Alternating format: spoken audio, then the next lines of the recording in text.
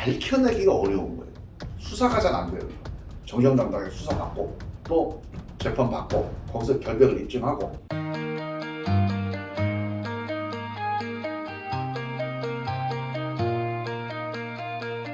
이번 민주당 여러 사건들과 같이 정치인이나 고위직 공무원들의 권력형 범죄에 대한 처벌이 너무 약하다고 생각이 드는데 어떻게 생각하고 계십니까? 권력형 범죄에 대해서 처벌이 약한 건 아니에요. 권력형 범죄는 뭐 처벌이 똑같은 거죠. 근데 판사가 예를 들어서 뭐 벌을 좀 뭐 적게 준다거나 그런 거는 문제가 될 수 있겠는데, 뭐 권력형 범죄라고 해서 법 기준이 다른 기준이 적용되는 건 아니죠.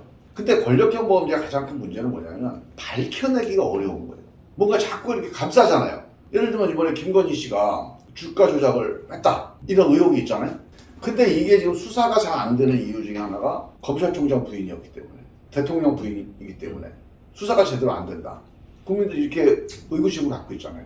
그러니까 이 권력형 비리의 문제는 수사가 잘 안 되는 거. 그러니까 이번에 돈봉투 문제, 코인 문제 같은 경우도 이게 예를 들어 민주당이 감싸가지고 수사가 제대로 안 된다거나, 아니면 뭐가 진실이 밝혀지지 않는다거나, 아니면 거짓말을 하고 그냥 면피를 한다거나, 국민들이 이거를 이제 화를 내고 분노를 하고 있는 거죠. 저는 이런 비리나 사법 관련된 특권을 우리가 내려놔야 된다. 우리 불체포 특권 같은 게 있잖아요. 불체포 특권 같은 경우는 예전에는 왕이나 독재자들이 의원들을 정치적으로 탄압하기 위해서 수사를 한다거나 체포한다거나 이런 일이 생기니까 그걸 막기 위해서, 또 민주주의를 수호하기 위해서 만든 제도예요. 그런데 언제부턴가 부당한 특권이 돼버린 거죠. 그러니까 지금은 마음대로 체포하고 이렇게 할 수가 있을까 모르겠습니다. 일단 지금 구속을 시키려면 법원에 영장심사를 받아야 되거든요. 그러니까 만약에 이게 정치적인 탄압이다 보면 법원에서도 알 수 있지 않을까요? 뭐 그런 정도의 판단들이 있는 거예요, 지금.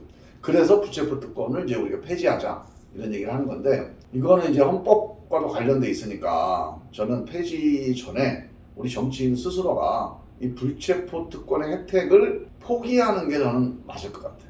만약에 문제가 된다, 그러면 법원의 판단을 받아보겠다. 많은 또 국민들과 똑같이 나도 공정하게 평등하게 법원의 판결을 받겠다. 이렇게 나서는 게 저는 그 맞는 자세 아닌가, 그렇게 생각을 하고요. 권력형 비리에 대해서 누군가가 감싼다. 옛날에는 이제 권력이 감쌌으니까 잘 안 밝혀졌죠.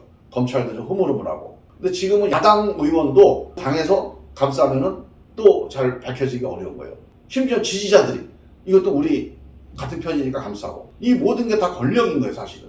뭐 독재 권력만 권력이 아니고 여당 권력만 권력이 아니라 야당 권력, 또 지지자 권력, 이런 게 다 힘이 돼가지고 어떤 비리를 감싸는 이런 것들이 국민들한테 지탄을 받고 국민들이 정말 싫어하는 거잖아요, 이게.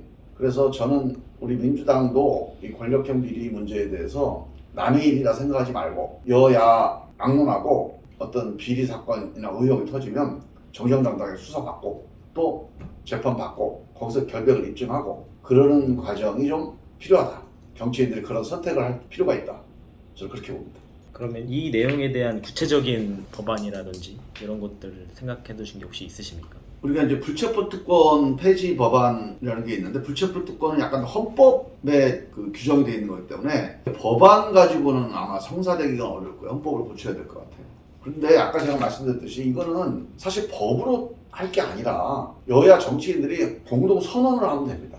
우리가 누가 봐도 이건 아니다 싶은 거, 이런 거는 금방 보고 알 수 있는데, 대부분은 법원에서 구속영장 심사를 받을 때 법원에서 이게 정말 억울하다, 이건 뭐 정치적인 탄압이다, 그러면 영장 기각될 거다, 그걸 믿고 저는 불체포 특권을 남용하는 거는 좀 우리 스스로 하지 말자, 저는 그렇게 가는 길이 맞을 것 같아요.